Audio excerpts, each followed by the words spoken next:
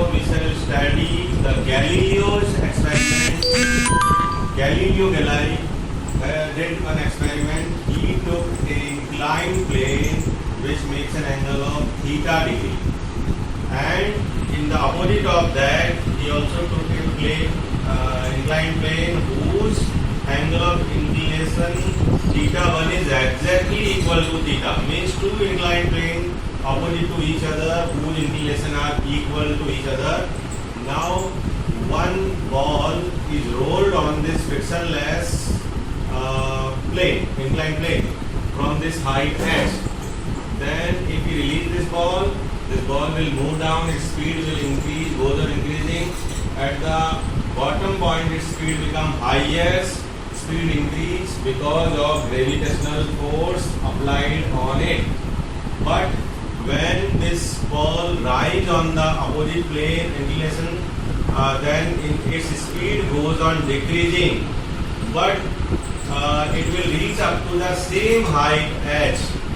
As the inclination of these two planes are equal, then the distance covered by the ball on the two planes are also equal. But in the second phase of this experiment, Galileo took one more plane whose inclination is just less than the theta, means theta 2 is just less than theta. So this is the slope which Galileo took.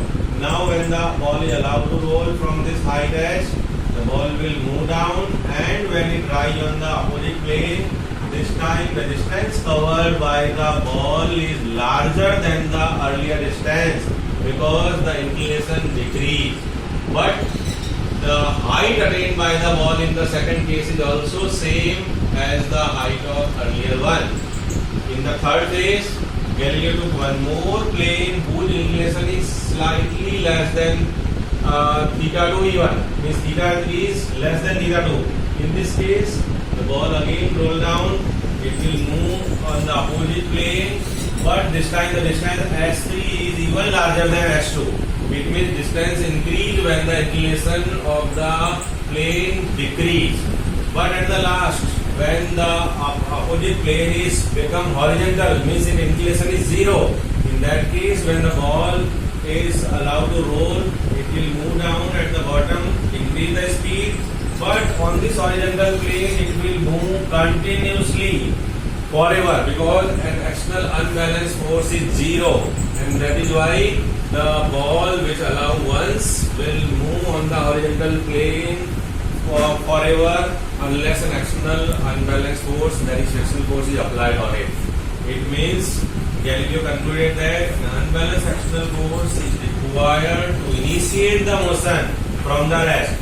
Means from starting of the motion, when the body is at rest, we require an external unbalanced force. Without force, this body will not start. But when no external force, unbalanced force is needed to sustain the uniform motion, means when a body is in uniform motion, then no external unbalanced force is required for the continuous motion of the object along the same straight line.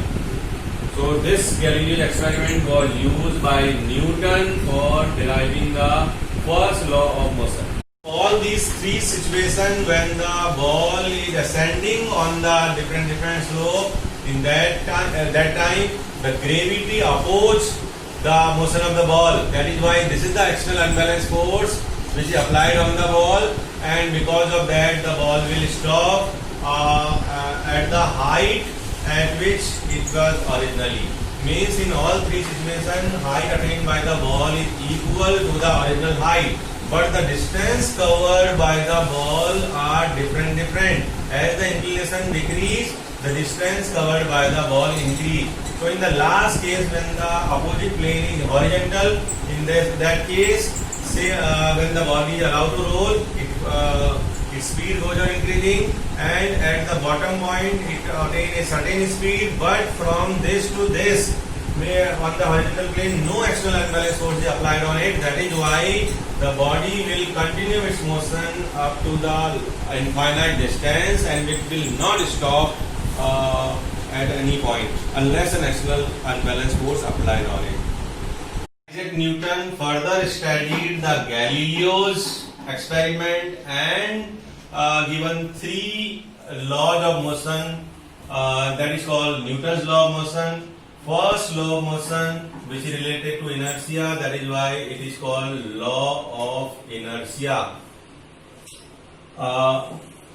According to this Newton's first law of motion, a body continues to be in a state of rest or in a state of uniform motion along a straight line unless some external unbalanced force is applied on the body to change that state. We can divide this rule in two parts. A body is suppose in rest, it remain in rest unless we compel it by applying an unbalanced force. So suppose table is kept on your table, book is kept on your table, it will remain in the same position unless you go and push this book. Means the book which is kept on the table remain at the same state of motion without applying any force. It will not move from its position. So this is the law of inertia of rest. But in second part of this law, a body which is moving in a straight line with a uniform velocity will continue the same state of motion unless any external unbalanced force compel the body to decrease its speed or to stop. Without any unbalanced force, it will not stop. That we have seen in the Galileo experiment also, when the ball was rolled from the inclined plane, and in opposite of that, if there is a horizontal plane, the ball will not stop, it will move forever if there is no any external unbalanced force. But in practical situation, it is not possible to make the external unbalanced force zero. At least frictional force will be there which will oppose the motion of the body. That is why the ball will go up to some distance and it will stop due to friction. Friction also causes the external unbalanced force. So if external unbalanced force is zero, then and only then the body will continue its uniform motion without any effort. But this tendency of any object to continue its same state of motion is only called inertia. The tendency of an object to be in the same state of motion or tendency of an object to resist or oppose to change in its state of motion. If the body is in rest, it wants to be in rest. If the body is in motion, it will continue its motion. So this tendency of any object to be in the same state of motion is only called inertia. That is why the first law of motion is also called law of inertia. Type of inertia, there are three types of inertia. First, inertia of rest. Inertia of rest means body is in rest, it will remain in rest. Means tendency of a body to be in the same state. If it is in rest, it will continue with the rest state. This tendency is known as inertia of rest. We can see the example of inertia of rest. Suppose a train starts suddenly or a bus starts suddenly, then the passenger will fall in the backward direction. Why? Because along with the train, our body was in rest.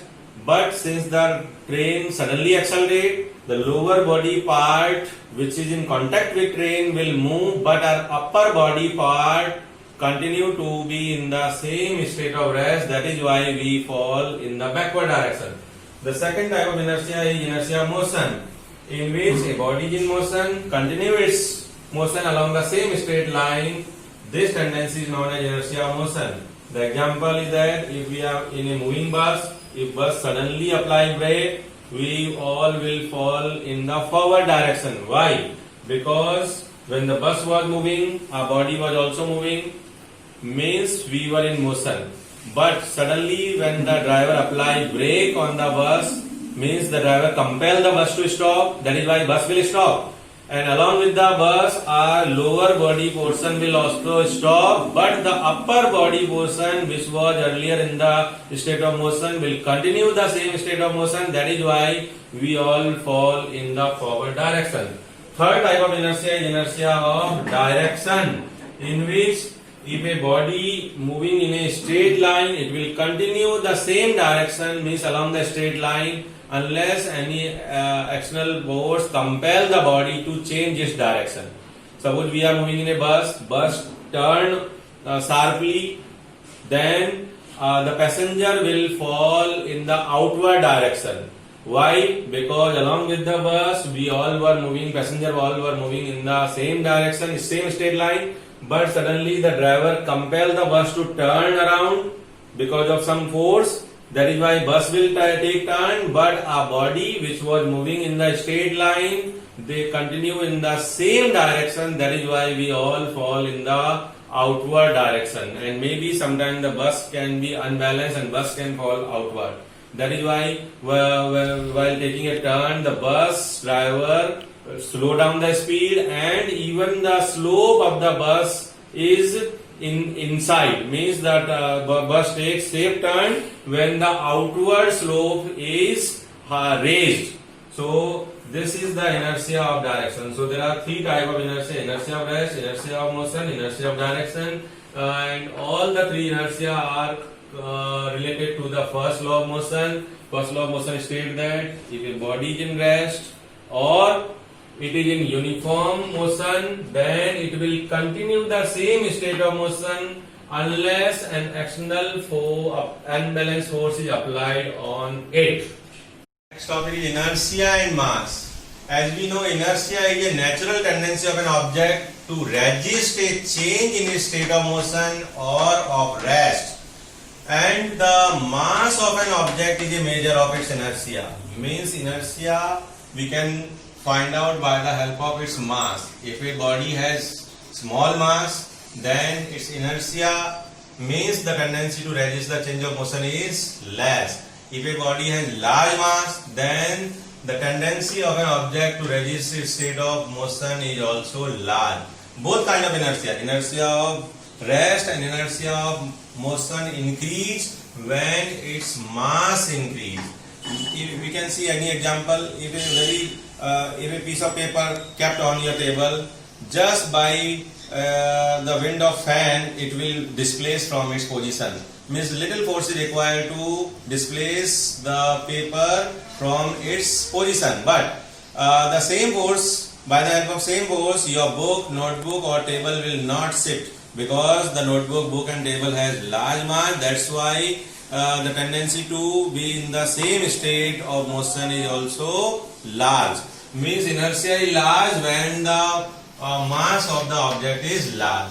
So inertia, mass of object is measure of its inertia. Means inertia can be measured by the help of mass. Okay.